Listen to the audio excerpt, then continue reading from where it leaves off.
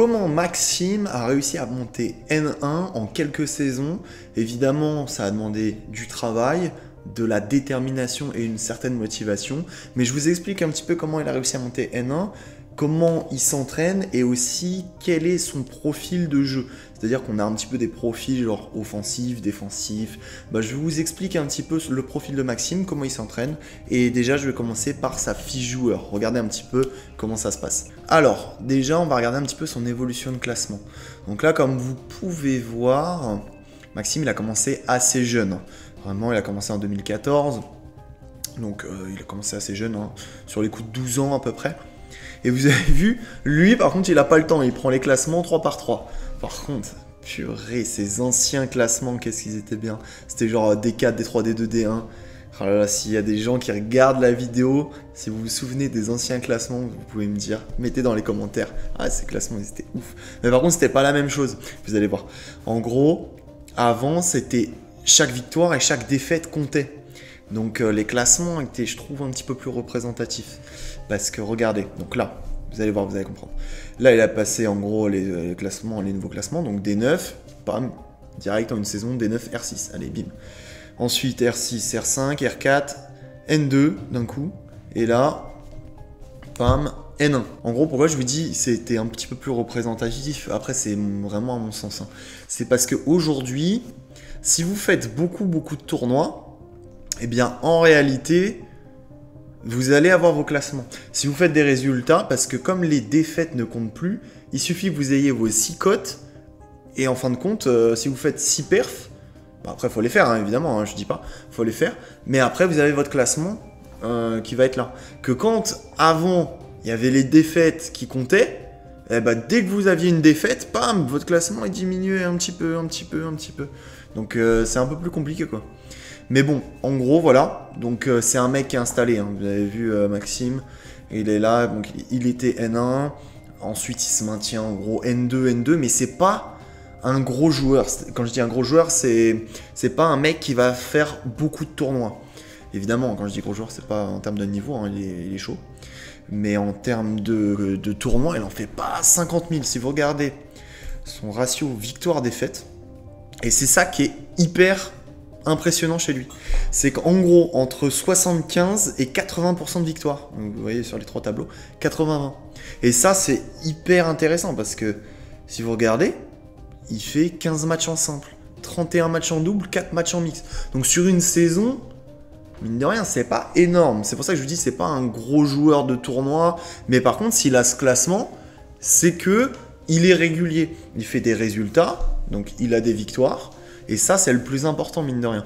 C'est que en faisant très peu de matchs, il arrive à gagner les matchs qui lui font entrer des cotes et à être N2, franchement, sans trop de difficultés. Et s'il faisait beaucoup plus de tournois, forcément, il aurait plus de résultats et plus de cotes. Et donc, il aurait un classement qui serait encore plus élevé. Je pense en simple, il serait bon N2. En double, au niveau du rang fédéral, il serait sur les coups de 200, je pense, à peu près. Et pareil, en mix, il serait N facile, c'est juste que là, il en fait pas beaucoup, il en fait 4. Compliqué d'être bien classé en ayant 4 matchs, quoi. Donc pour aujourd'hui, on va se concentrer un petit peu sur les trajectoires, parce qu'avoir une belle trajectoire, ça a des avantages. Vous allez dans un premier temps mettre un petit peu plus votre adversaire en difficulté, mais aussi vous allez avoir des déplacements qui vont être plus faciles à réaliser, parce que forcément, si vous faites une trajectoire montante au centre du terrain, si vous déplacez parfaitement, c'est bien, mais ça va être toujours très compliqué. Que si vous avez des belles trajectoires, vous allez voir que vos déplacements seront beaucoup plus faciles à réaliser. Et en plus, dans un troisième temps, ça va permettre de favoriser le coup d'après. C'est-à-dire que si vous avez une belle trajectoire, vous allez voir que pour le coup d'après, vous allez pouvoir prendre des options, puisque vous allez être dans une position favorable. Du coup, on va parler de ça aujourd'hui. Je vous montre juste après en voix off les règles pour travailler vos trajectoires.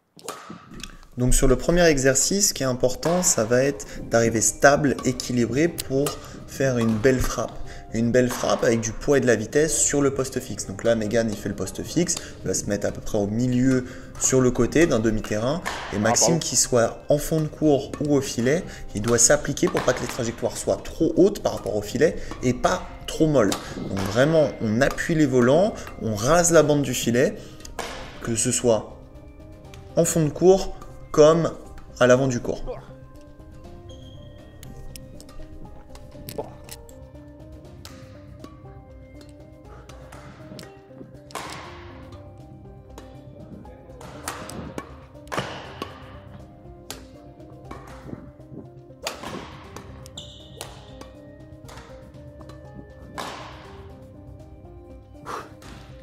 Allez, encore.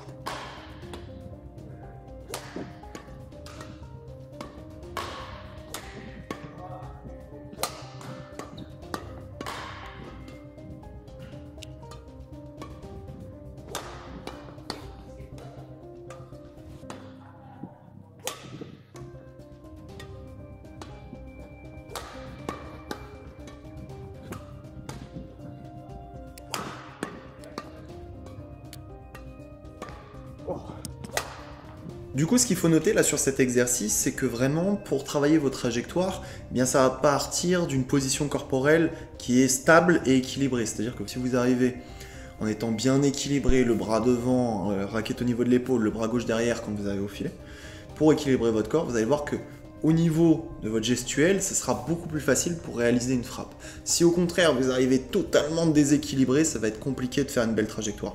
Donc vraiment, travailler sur votre pied frappe, travailler sur une position corporelle stable et équilibrée pour pouvoir ensuite avoir des belles trajectoires. Quand je dis belles trajectoires, c'est des trajectoires avec du poids et de la vitesse. Qu'est-ce que j'entends par là? Eh bien, tout simplement, ça ne sera pas une trajectoire molle. Molle, ça veut dire qui met du temps à passer le filet, qui est légèrement montante, puis descendante. Vous avez vu, c'est toutes ces trajectoires-là. Trajectoire avec du poids et de la vitesse, c'est une trajectoire qui part vite de votre côté du terrain, qui arrive vite sur le terrain adverse, qui est si possible descendante ou alors neutre. Mais vraiment des trajectoires avec de la vitesse pour pas que l'adversaire ait le temps de vous fixer, l'adversaire ait le temps de faire des gris-gris et tout ça. C'est vraiment priver l'adversaire de temps, avoir une trajectoire qui est vraiment belle, avec du poids, c'est-à-dire pas trop molle, mais pas trop rapide non plus, pour toujours être en position favorable pour le coup d'après. Donc là-dessus, travailler sur plusieurs séries comme fait Maxime. Là, il va faire 2 voire 3 séries pour travailler là-dessus. Regardez la deuxième et la troisième série, comment ça se passe.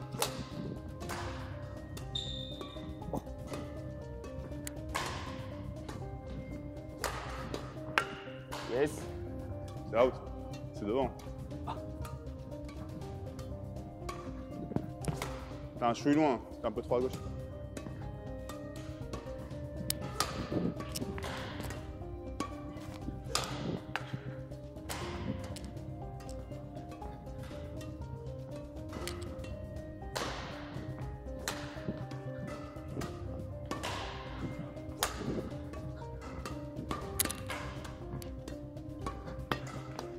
Ah! Oh.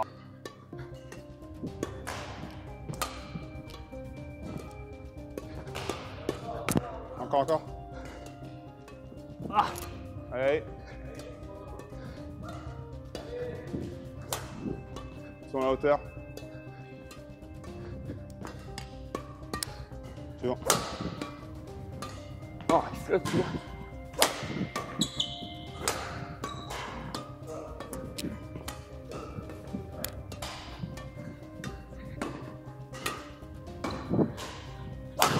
Oh, bien.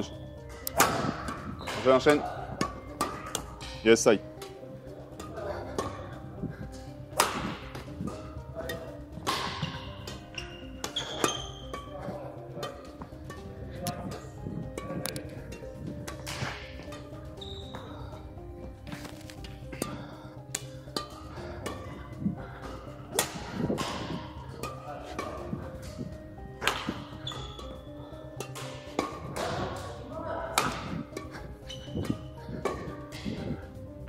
Oh non, je m'écroule, putain.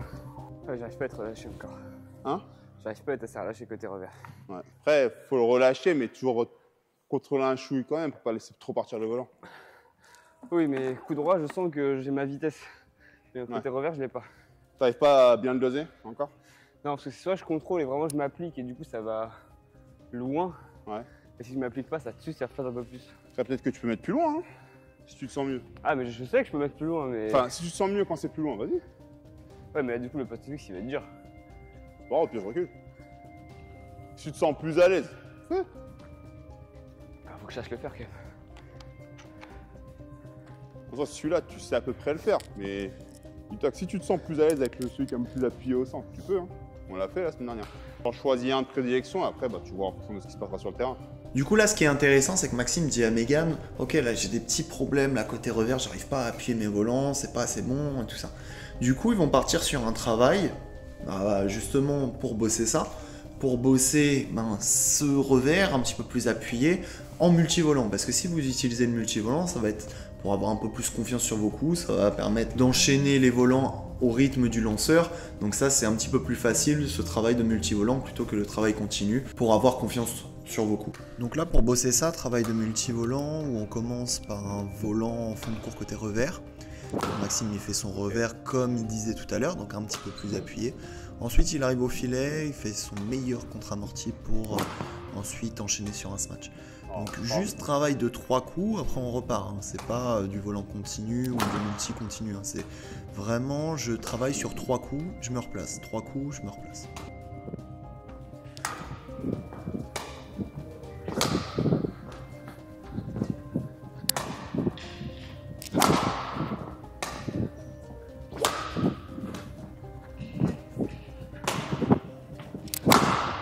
Peut-être smash à ce moment-là, plus l'excentre. Ouais, là, c'était vraiment pour... Après, la trajectoire est bonne. Hein. Ouais. Trajectoire, timing et tout, tu sens que tu avances dans ton volant, c'est bien. Et c'est vrai que par contre, du coup, la trajectoire, si tu peux l'excentrer plus sur les prochaines, ça peut être pas mal. C'est encore plus mal.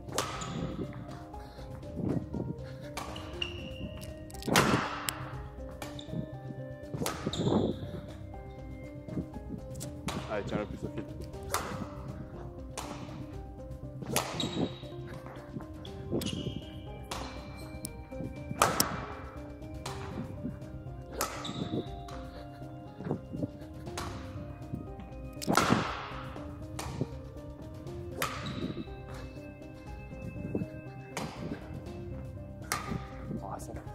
Allez, dernier. Top, ouais. Ouais. Donc pareil sur ce genre d'exercice en multivolant, travailler sur plusieurs séries parce que c'est bien de maîtriser le geste sur 2, 3, 4 volants, mais le tout c'est vraiment de le maîtriser dans l'effort parce que quand vous serez en match, ça sera le 3e set 15-15, si vous ne maîtrisez pas à l'entraînement cette situation dans l'effort, en match, arriver à 15-15, ça sera plus compliqué aussi. Donc vraiment travailler dans l'effort avec cette notion physique pour les belles trajectoires, mais même dans ce que vous faites à côté. Là, on parle de trajectoire, mais quand c'est un autre travail, c'est la même chose. Travailler dans l'effort pour avoir cette qualité dans l'effort, et ça sera beaucoup plus représentatif sur les fins de match ou fins de set notamment. Et pour ceux qui veulent aller plus loin dans ce côté physique, j'ai fait une formation complète sur la préparation physique spécifique badminton qui regroupe 8 modules et 2 heures de formation avec de l'explosivité, du renforcement musculaire, de l'agilité, de la coordination, de la souplesse, mais vraiment plein de modules qui regroupent de façon complète la préparation physique pour vraiment travailler correctement cet aspect qui est hyper important pour le badminton. Et ceux qui veulent aussi toutes les méthodes pour progresser, pour gagner des classements, j'ai fait également une formation qui s'appelle Gagner des classements rapidement au badminton, qui regroupe un ensemble de méthodes, un ensemble de conseils pour progresser beaucoup plus rapidement, que ce soit à l'entraînement, au jeu libre, avec aussi des analyses de match. Donc n'hésitez pas à aller checker ça, c'est dans la description juste en bas. Donc cliquez, vous avez tous les liens pour rejoindre les formations. Du coup, on enchaîne sur la dernière partie. Oh, pardon.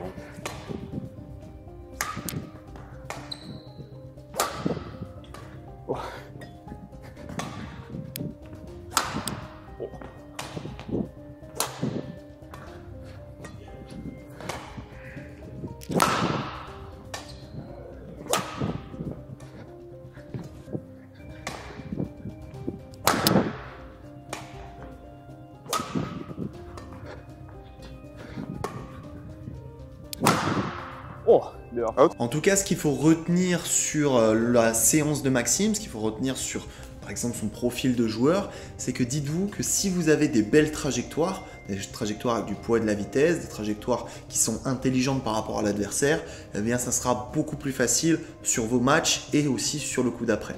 Pensez à cette notion de coup d'après. C'est très important, ça va être vraiment des prises d'options, des choix que vous allez faire et un petit peu d'anticipation par rapport à ce que l'adversaire peut produire comme frappe. C'est vraiment très intéressant, mais ça part évidemment d'une belle trajectoire. Et évidemment, pour faire des belles trajectoires, il faut être stable, équilibré, avoir une belle posture corporelle pour pouvoir la réaliser. J'espère que cette vidéo vous a plu. Moi, je vous dis à très vite pour une nouvelle vidéo BAD. Salut à tous.